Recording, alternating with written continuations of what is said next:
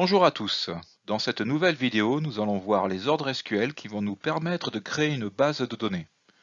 En particulier, nous allons voir des ordres SQL qui vont permettre la création et la suppression de tables et de contraintes d'intégrité.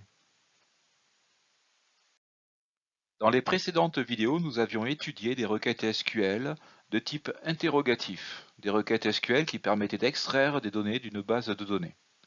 Ces requêtes concernaient le sous-langage SQL, qui était le langage de manipulation de données. Aujourd'hui, les ordres SQL que nous allons voir, les ordres qui vont permettre de créer des tables, supprimer des tables, créer des contraintes d'intégrité, concernent le sous-langage SQL correspondant au langage de définition de données. Sur cette diapositive est représenté le schéma relationnel de la base de données que nous prendrons comme exemple dans la suite. Il s'agit de la base de données sport. Cette base de données est constituée de trois tables, la table personne, la table sport, ainsi que la table pratique. La table personne permet d'enregistrer des informations sur différentes personnes. Donc pour chaque personne, on aura un identifiant, un nom, un prénom, ainsi qu'un âge. La table sport permet de sauvegarder des informations sur différents sports. Pour chaque sport, on aura un identifiant, un nom, ainsi qu'une catégorie. Et enfin, la troisième table qui constitue la base de données sport est la table pratique. Cette table permet d'enregistrer comme information le nombre d'heures pratiquées des différents sports par les différentes personnes. Et donc, chaque tuple qu'on pourra enregistrer dans cette table sera constitué d'un identifiant de personne, un identifiant de sport, ainsi que le nombre d'heures, qui correspondra au nombre d'heures pratiquées par la personne en question, du sport en question, par semaine. Comme contrainte d'intégrité sur le schéma relationnel de la base de données sport, nous avons comme clé primaire de la table personne l'ensemble constitué de l'unique attribut idPers de cette table. Nous avons la clé primaire de la table sport qui est constituée de l'unique attribut idSport de cette table.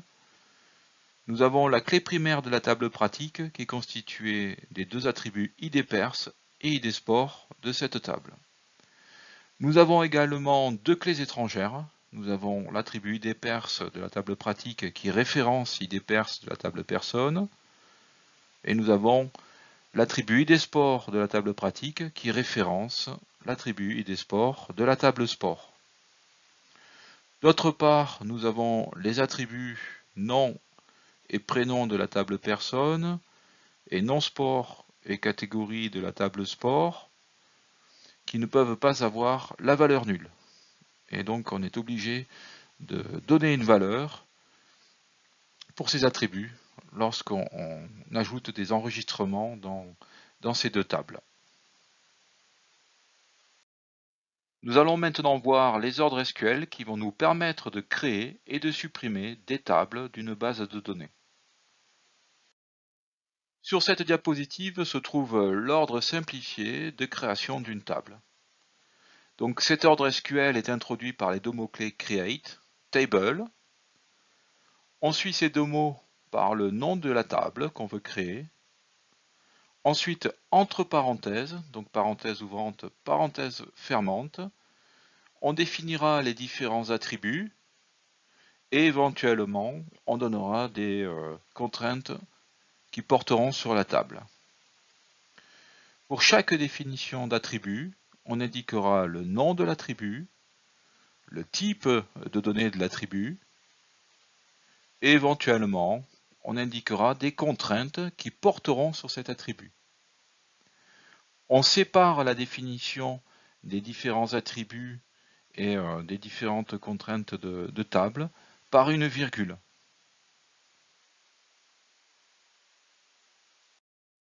Il existe de nombreux types de données pour définir le type d'un attribut.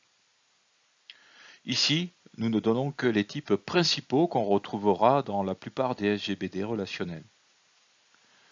Donc tout d'abord, concernant les types numériques, nous avons le type des nombres entiers, qui est le type integer, ou en abrégé int. Concernant les nombres décimaux, nous avons le type décimal, ou de manière équivalente, numérique. Donc ces types sont paramétrés par deux paramètres. Donc le premier paramètre et la précision, donc le nombre maximum de chiffres du nombre décimal. Et comme second paramètre, nous avons l'échelle, le nombre de chiffres maximal après la virgule. Donc quand on utilisera le type décimal ou numérique, entre parenthèses, on indiquera ces deux paramètres séparés par une virgule. On mettra par exemple décimal, entre parenthèses, 10,2. Concernant les chaînes de caractères, nous avons deux types principaux. Nous avons le type des chaînes de caractères de taille fixe, qui est le type nommé char, c'est H-A-R. Donc là aussi, il s'agit d'un type paramétré. Donc entre parenthèses, on indiquera comme paramètre le nombre de caractères correspondant aux chaînes de caractères. Donc on mettra par exemple char entre parenthèses 10 pour indiquer qu'il s'agit de chaînes de caractères d'une taille de 10 caractères. Comme second type pour les chaînes de caractères, nous avons le type varchar, qui correspond aux chaînes de caractères de taille variable. Donc là aussi on indiquera entre parenthèses un paramètre, et ce paramètre ici correspondra au nombre maximal de caractères des chaînes de caractères. Donc si par exemple on met comme type de données d'un attribut varchar entre parenthèses 100, ce sera pour indiquer que ce sont des chaînes de caractères de taille variable avec 100 caractères au maximum comme longueur. Il existe d'autres types, notamment des types temporels. Donc nous avons le type date, qu'on ne retrouve pas forcément dans tous les GBD, mais qu'on retrouve dans la plupart des GBD relationnels. Donc ce type permet d'enregistrer des données correspondant à des dates. Donc ici vous avez un exemple de date, de valeur de type date. Donc entre simple cote, on va indiquer l'année 2021, le mois 10, le jour 22. Nous avons également le type time qui permet d'enregistrer des données de type heure. Donc ici par exemple, vous avez une valeur qui va correspondre à l'heure 10h30. Sur cette diapositive se trouvent les trois ordres de création des trois tables de la base de données sport. Donc il s'agit d'une première ébauche. On verra plus tard qu'on affinera ces ordres SQL, et notamment en rajoutant la définition de différentes contraintes d'intégrité. Donc on a tout d'abord l'ordre de création de la table personne, donc create, table, personne. Ensuite, entre parenthèses, on définit les quatre attributs de la table personne. Donc si on prend la définition du premier attribut idPers, donc le nom de l'attribut, id_pers. Ensuite, on met un séparateur, donc un espace, le type de données de cet attribut, donc le type ici integer, le type des nombres entiers. Donc on aurait pu mettre integer, on a mis int, qui correspond au type integer en abrégé. Pour la définition du deuxième attribut, on a mis comme nom d'attribut nom, et comme type de données, varchar 200, entre parenthèses. Donc ce type de données, je le rappelle, correspond aux chaînes de caractères variables avec une longueur maximale de 100 caractères. Donc on a séparé la définition de ce deuxième attribut avec la définition du premier attribut avec une virgule, il ne faut pas l'oublier. Voilà, on a également défini un troisième attribut, donc l'attribut prénom, qui est également de type varchar 200. Et un quatrième attribut, l'attribut âge, de type entier. Donc voilà, donc là, vous pouvez remarquer qu'on n'a pas de virgule après la définition de l'attribut âge, puisque la virgule sert uniquement de séparation entre la définition des différents éléments qu'on place dans la définition de la création de la table personne. Pour la table sport, on fait de même. Donc create, table, le nom de la table sport, et entre parenthèses, on définit les trois attributs de la table sport, ID sport, non sport et catégorie, qui sont respectivement de type entier, chaîne de caractères de taille variable avec 100 caractères au maximum pour le nom du sport et la catégorie du sport. Et ici, nous avons l'ordre de création de la table pratique avec ces trois attributs, ID Perse, ID Sport et NBER. Alors ici, il faut faire attention, ID Perse, on l'a vu tout à l'heure, est une clé étrangère qui va référencer ID Perse de la table personne. Donc forcément, pour ID Perse, on va indiquer le même type, donc pour ID Perse de la table pratique, on va mettre le même type que ce que nous avons mis pour le type de ID Perse de la table personne. Donc ici en l'occurrence le type entier.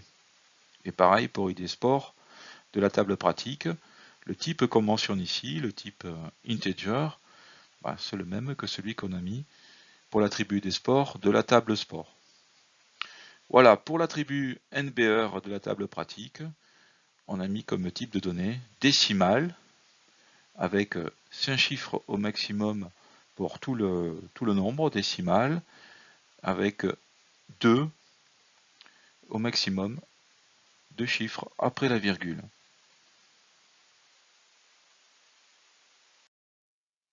Afin de supprimer une table d'une base de données, on a l'ordre SQL drop table. Donc on indique les deux mots-clés drop, puis table, et enfin le nom de la table qu'on souhaite supprimer. Dans le cas où la table n'existe pas, on aura une erreur qui sera levée. Afin d'éviter ça, dans certains GBD relationnels, on a cet ordre SQL suivant, drop table if existe, le nom de la table. Donc dans ce cas-là, donc si la table existe, elle sera supprimée. Dans le cas où elle n'existe pas, elle ne sera bien sûr pas supprimée, mais on n'aura pas d'erreur qui sera levée. Donc voilà, donc dans des SGBD comme PostgreSQL par exemple, on a cet ordre qui est présent, mais il faut faire attention, il n'est pas présent dans tous les GBD relationnels. Par exemple, dans Derby, on n'aura que cette version-là. Cette version existe dans tous les GBD relationnels. Faudra faire attention, on verra également que la suppression d'une table sera refusée avec ces deux ordres-là, dans le cas où il existe dans la base de données des objets qui dépendent de la table qu'on souhaite supprimer. S'il existe des objets dépendants de cette table, la table ne sera pas supprimée. Le GBD refusera de supprimer la table qu'on a mentionnée.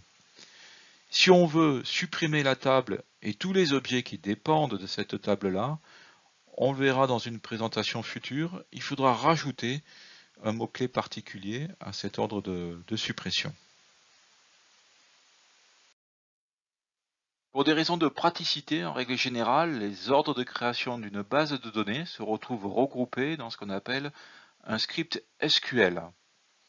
Donc un script SQL, c'est un fichier texte qui contient des ordres SQL, donc des ordres qui seront ensuite importés auprès du SGBD et qui seront interprétés de manière séquentielle. Chaque ordre SQL dans le script sera terminé par un point-virgule. Dans un script SQL, on pourra également mettre des commentaires, donc des commentaires qui seront mis sur une seule ligne, donc ils seront introduits par les deux tirets, tiret, donc moins, ou bien des commentaires qui seront définis sur plusieurs lignes, donc des commentaires multilignes, des commentaires de blocs. Donc ces commentaires-là seront introduits par /étoile et se termineront par étoile/. Et donc pourront être définis sur plusieurs lignes. Donc ici nous avons un script SQL qui permet la création de la base de données sport. Donc on retrouve dans ce script SQL les trois ordres de création des trois tables de la base de données sport que nous avons vu précédemment. Donc le create table qui permet de créer la table personne, celui qui permet de créer la table sport et celui qui permet de créer la table pratique. Donc ces trois ordres se terminent chacun d'eux par un point virgule. On a précédé ces trois ordres de création par trois ordres de suppression de ces mêmes tables. Alors du fait que, alors je ne l'ai pas dit tout à l'heure, je ne l'ai pas dit précédemment, mais lorsqu'on essaye de créer une table avec un create table, comme ici, create table, la table personne, le SGBD refusera l'ordre de création si jamais on a une table qui existe déjà avec le même nom. Donc il faut s'assurer que la table soit supprimée avant de la créer. Et donc c'est pour cela que j'ai placé dans ce script SQL trois ordres de suppression qui permettent de supprimer les trois tables qu'on essaye de créer. Ceci pour des raisons de praticité. Imaginons que dans un premier temps, on fasse interpréter un script SQL de création de la base de données sport qui permet de créer ces trois tables. Et donc voilà, les trois tables ont été créées, mais on s'aperçoit par exemple qu'on a oublié de définir l'attribut âge de la table personne. Voilà, si on modifie notre script SQL, qu'on rajoute l'attribut âge, si on relance et on redemande au SGBD d'interpréter notre script, si jamais la table personne n'a pas été supprimée auparavant, l'ordre de création de la table personne avec ce nouvel attribut qu'on avait oublié ne sera pas pris en compte et sera refusé. Par contre, en insérant ces ordres de suppression, on supprime les trois tables avant les ordres de création, et donc on sera certain que les ordres de création seront pris en compte. Voilà pourquoi il y a ces ordres de suppression avant ces ordres de création.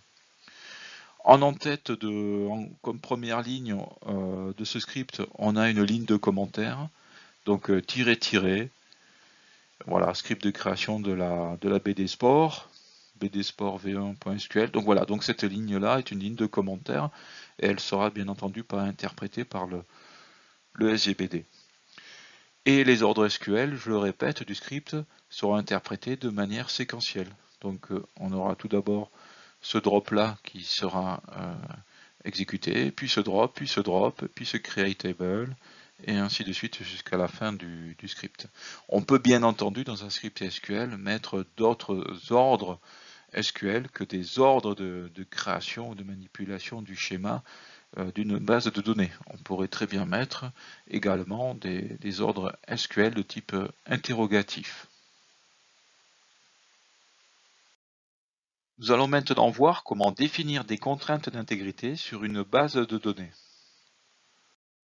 Nous allons tout d'abord voir comment définir la clé primaire d'une table. Donc je rappelle la définition d'une clé primaire d'une table. Donc la clé primaire d'une table, c'est un ensemble minimal d'attributs de la table dont les valeurs permettent d'identifier un tuple de cette table. Donc on a plusieurs cas de figure. La clé primaire contient un seul attribut. Donc dans ce cas-là, on pourra définir la clé primaire au niveau de la définition de l'attribut en question. Il suffira de rajouter en fait les deux mots-clés primary key au niveau de la définition de l'attribut. Une autre façon de faire, c'est au niveau de la définition des contraintes de table. On pourra mettre les deux mots-clés primary key et entre parenthèses, on stipulera l'attribut qui correspond à la clé primaire. Donc le seul attribut qui constitue l'ensemble des attributs de la clé primaire. Dans le cas où la clé primaire est composée de plusieurs attributs, ici on n'a pas le choix. On ne pourra pas définir la clé primaire au niveau de la définition des attributs. On sera obligé de définir la clé primaire au niveau des contraintes de table. Et donc pour ce faire, on définira une contrainte de table en mettant les deux mots-clés primary key et entre parenthèses, on mettra la liste des attributs qui constituent la clé primaire de la table. Voilà, donc en résumé, notre clé primaire est composée d'un seul attribut. On peut juste mettre primary key au niveau de la définition de l'attribut en question. pour définir la clé primaire de la table. Voilà. Et dans tous les cas, on peut définir une contrainte de table pour définir la clé primaire en mettant primary, key, et entre parenthèses, le ou les attributs qui constituent la clé primaire. Donc si je reprends nos trois tables qui constituent la base de données sport, et si on définit pour chacune d'elles la clé primaire, donc pour la table personne, on sait que la clé primaire est constituée uniquement de l'attribut idPers. Donc là, on a le choix, on peut définir la clé primaire soit au niveau de la définition de l'attribut idPers, c'est ce que nous faisons ici. Donc pour ce faire, il suffit de rajouter au niveau de la définition à la fin de la ligne primary key. Donc voilà, ça permettra d'indiquer que idPers est le seul attribut qui constitue la clé primaire de la table personne. Une autre possibilité, ça aurait été de définir cette clé primaire au niveau de la définition des contraintes de la table. Pour la table sport, bah, c'est pareil.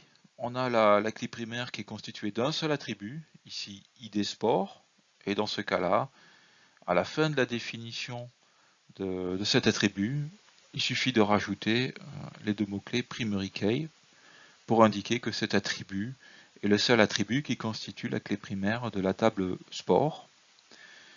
Pour la table pratique, on n'a pas le choix, puisqu'on a la clé primaire de cette table qui est constituée de deux attributs, idPers et idSport.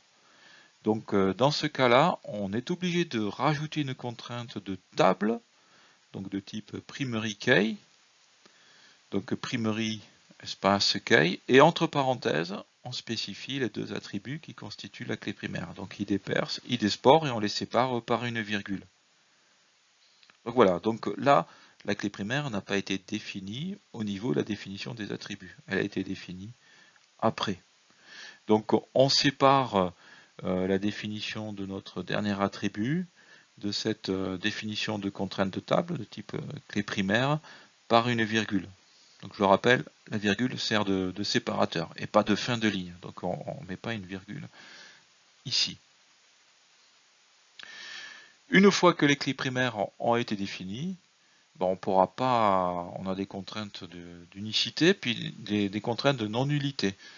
On ne pourra jamais insérer un enregistrement avec un identifiant de personne qui aura la valeur nulle.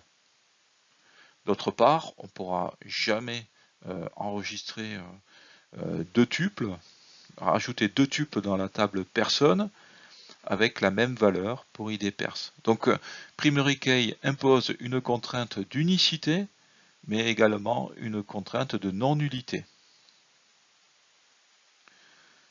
Donc ce qui veut dire que, on le verra tout à l'heure, on va définir une contrainte de non-nullité, c'est pas la peine de la rajouter pour idPers, pour idSport, ou pour idPers et idSport de la table pratique. Nous allons maintenant voir comment définir des clés étrangères.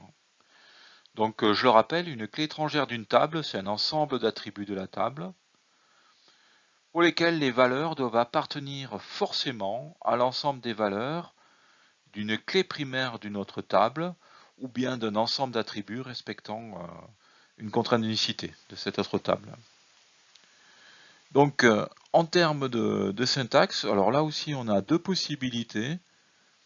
Soit la clé étrangère fait participer un seul attribut et qu'un seul attribut de la table pour laquelle on va définir la clé étrangère. Dans ce cas-là, comme pour la clé primaire, on pourra définir la clé étrangère au niveau de la définition de l'attribut. Donc on rajoutera le mot-clé references. Puis ensuite, on indiquera la table référencée et entre parenthèses, l'attribut de la table référencée qui est référencé dans la clé étrangère. Autre possibilité, c'est qu'on définit la clé étrangère au niveau de la contrainte des contraintes de la table, au niveau de la définition des contraintes de la table. Dans ce cas-là, on mettra les deux mots-clés foreign, key. Entre parenthèses, on mettra l'attribut de la table qui référence, donc l'attribut référençant. Ensuite, on mettra le mot-clé references. On mettra la table référencée, le nom de la table référencée, et entre parenthèses, l'attribut référencé. Donc je répète, ces deux possibilités seront possibles dans l'unique cas où la clé étrangère est formée que d'un seul attribut de la table. Donc on aura un seul attribut de la table référençant, et puis on aura bien entendu qu'un seul attribut référencé de la table référencée.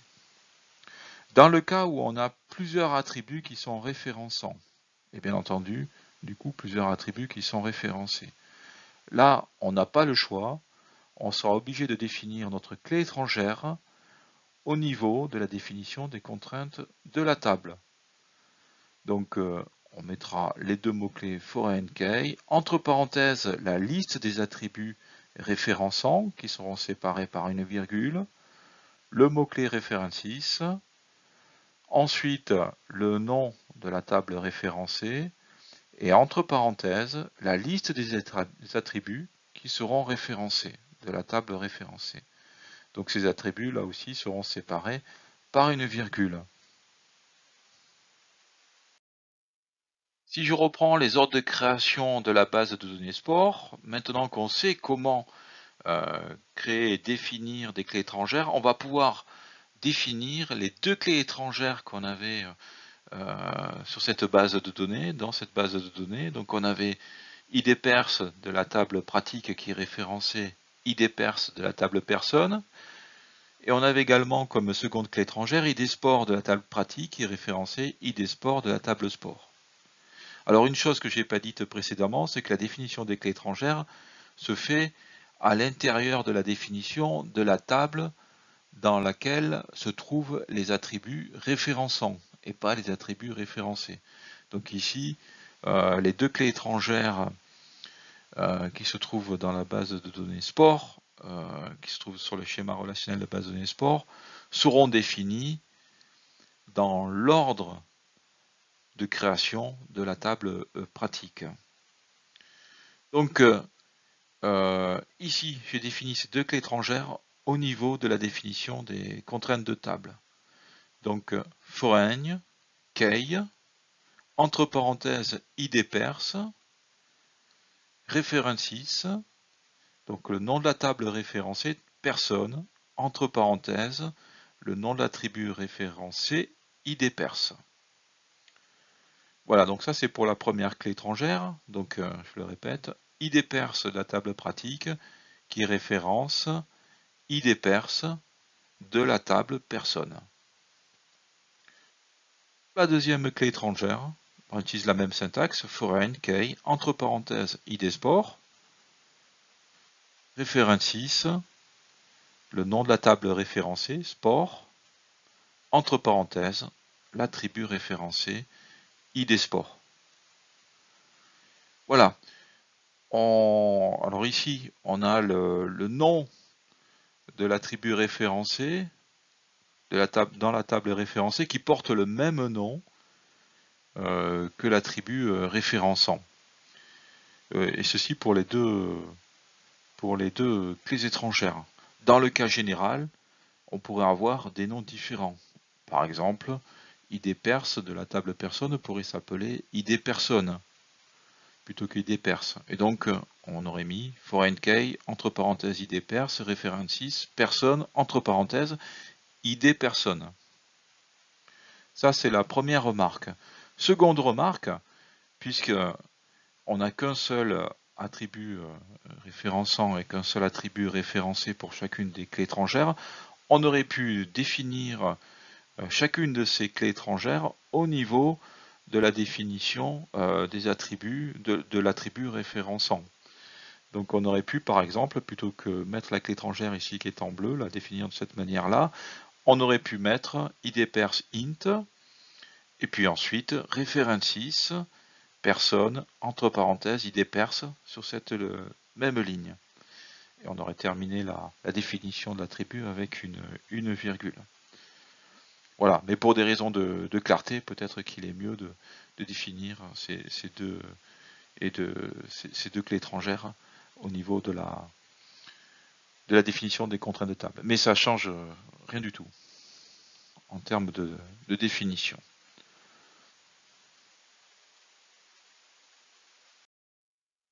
Comme autre type de contrainte d'intégrité, nous avons les contraintes d'unicité que nous pouvons définir sur un schéma relationnel. Donc ce type de contrainte permet d'indiquer que pour un ensemble d'attributs d'une table, on ne peut pas avoir deux enregistrements, deux tuples avec exactement les mêmes valeurs pour les différents attributs de cet ensemble. Donc par exemple, imaginons que pour notre table personne, nous ne pouvons pas avoir deux personnes ayant à la fois le même nom et le même prénom. Dans ce cas-là, on pourra définir une contrainte d'unicité.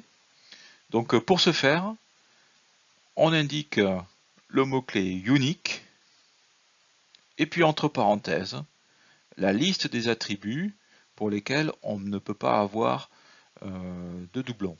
Donc ici, le nom et le prénom. Et donc on sépare cette liste d'attributs par une virgule.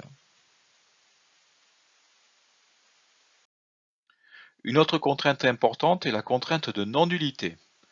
Donc cette contrainte permet de stipuler qu'un attribut ne peut pas avoir la valeur nulle.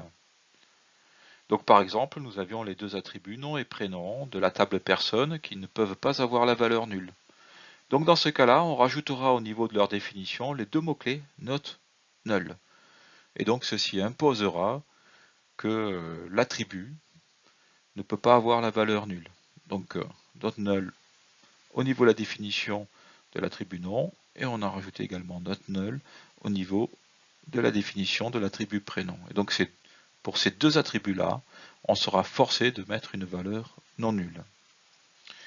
Alors, on a un cas particulier qui est celui d'un attribut qui participe à une clé primaire d'une table, comme ici, id perse de la table personne. Voilà, le fait qu'il participe à une clé primaire, on a déjà, sur cet attribut-là, une contrainte de non-nullité. Donc c'est pas la peine de rajouter not nul. Forcément, on aura une valeur non nulle pour id perse, puisqu'il participe à la clé primaire de la table personne. Alors ceci n'est pas le cas pour les autres contraintes. Par exemple, c'est pas parce qu'on a une contrainte d'unicité sur le nom et le prénom que forcément le nom et le prénom sont non nuls. On est obligé de rajouter not null pour ces deux attributs-là si on veut imposer le fait qu'ils ne puissent pas avoir la valeur nulle. De même pour une contrainte de type clé étrangère. C'est pas parce qu'un attribut participe à une clé étrangère que forcément il a une valeur non nulle. Donc un attribut référençant, dans le cadre d'une clé étrangère, peut avoir la valeur nulle dans le cas général. Si on veut imposer à ce qui n'est pas la valeur nulle, il faudra rajouter les deux mots-clés not null au niveau de sa définition.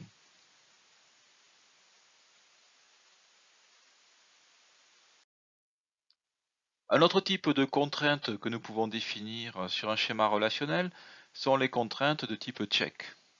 Donc la contrainte check permet de spécifier une propriété que doit satisfaire un attribut ou un ensemble d'attributs.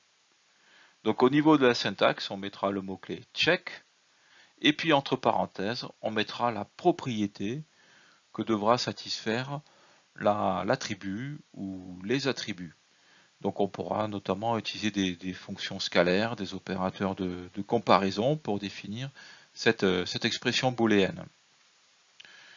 Donc par exemple ici, imaginons qu'on veuille spécifier que l'âge d'une personne doit être strictement supérieur à 0 et strictement inférieur à 150. Et on pourra imposer cette contrainte-là à travers une contrainte de type check en mettant check entre parenthèses âge strictement supérieur à 0 and âge strictement inférieur à 150.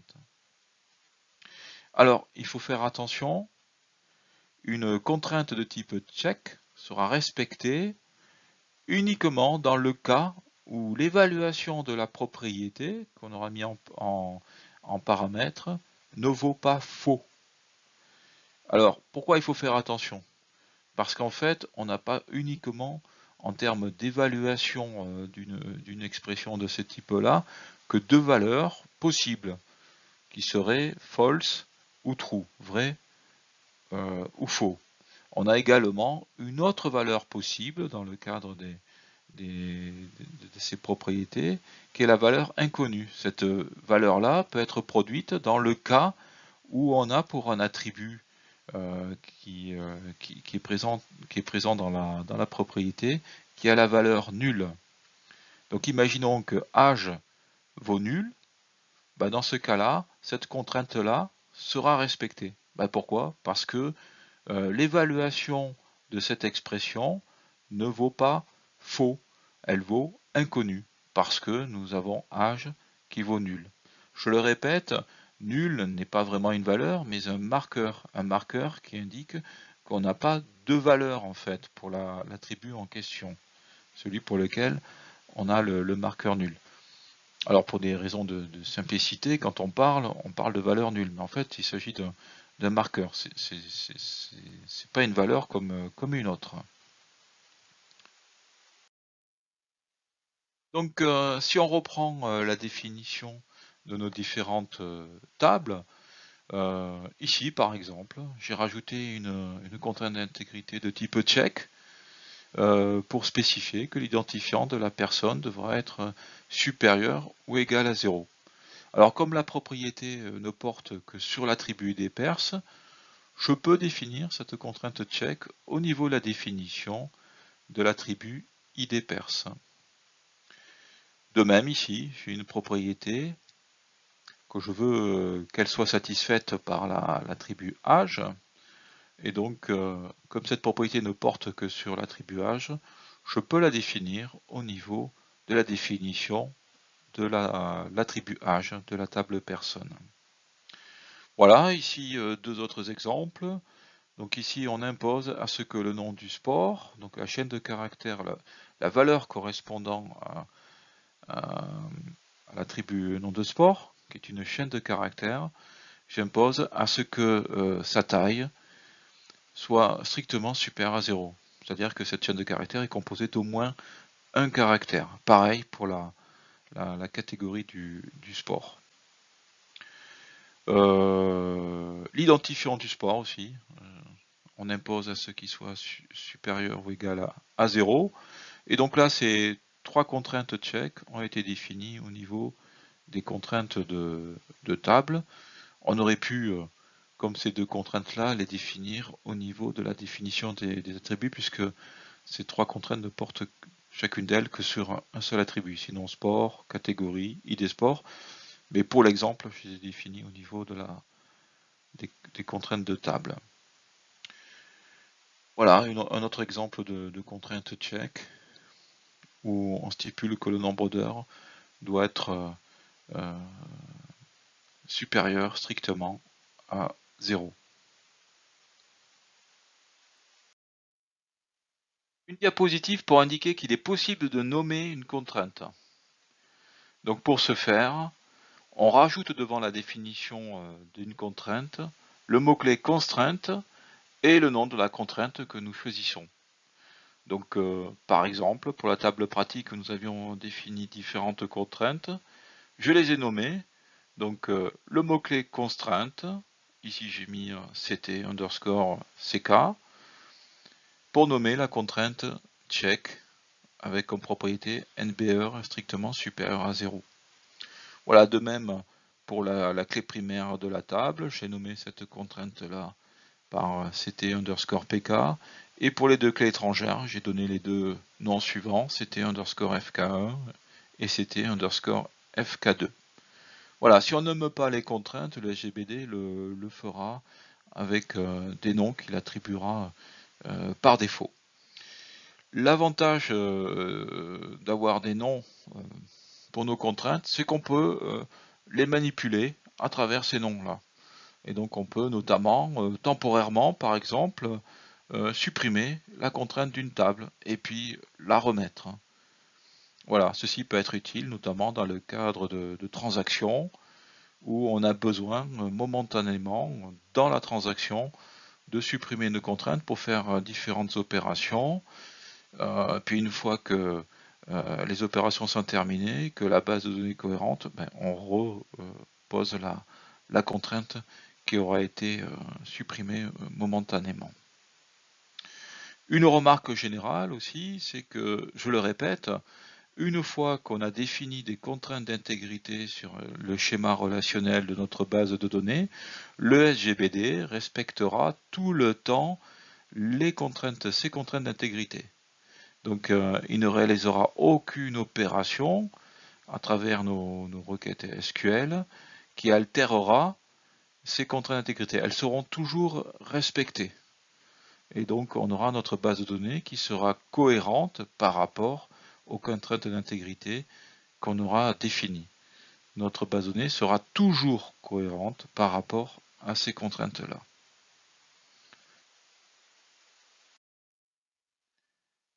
La présentation est maintenant presque terminée. Encore deux diapositives.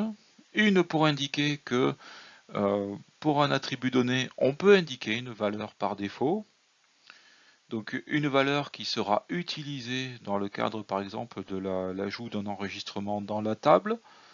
Et si jamais on ne donne pas de valeur pour l'attribut en question, ben, la valeur par défaut sera utilisée pour l'enregistrement en question.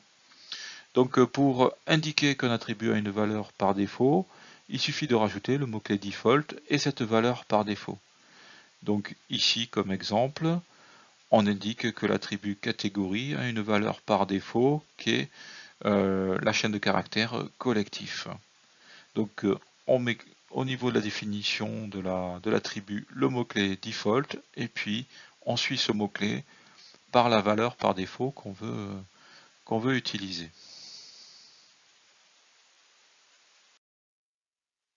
Cette diapositive concerne uniquement PostgreSQL. Donc avec ce SGBD, il est possible de créer et supprimer ce qu'on appelle des espaces de nom ou encore schéma. Donc dans un schéma, on va pouvoir y regrouper différents objets, comme notamment un ensemble de tables avec les différentes contraintes d'intégrité qui portent sur ces tables. Donc sous PostgreSQL, la commande pour créer un schéma est la suivante, donc create, schéma, le nom du schéma. Pour supprimer un schéma et son contenu, on utilisera la commande suivante, drop, schéma, cascade et le nom du schéma. Pour pouvoir placer des objets dans un schéma, il va falloir changer le search path. Donc pour ce faire, on a la commande suivante, set search path to, et là on indique le nom du schéma dans lequel on veut se placer, celui qu'on voudra utiliser. Donc on a toujours un schéma dans une base de données qui existe, qui porte le nom public, mais il sera possible à un utilisateur de créer, s'il a les droits bien évidemment, de créer un différent schéma. Donc ces schémas sont pratiques et notamment on peut regrouper les différentes tables dans un schéma correspondant à une base de données. Par exemple, la base de données sport, et en particulier ces tables, on pourra les regrouper dans un schéma qu'on pourra appeler par exemple BD underscore sport. Donc pour ce faire, dans le script de création de notre base de données sport, on pourra inclure ces trois commandes-là. Donc drop schéma cascade BD underscore sport pour supprimer le schéma BD underscore sport si jamais il existe. Ensuite, on crée le schéma, donc create schéma BD underscore sport. Ensuite, on se place dans le schéma avec cette commande set search path to BD sport. Et ensuite, dans le script, on inclut les différents ordres de création des tables qui constituent la base de données sport. Voilà, donc je répète, hein, Ces commandes-là sont spécifiques à PostgreSQL que nous utilisons dans le cadre de nos travaux pratiques.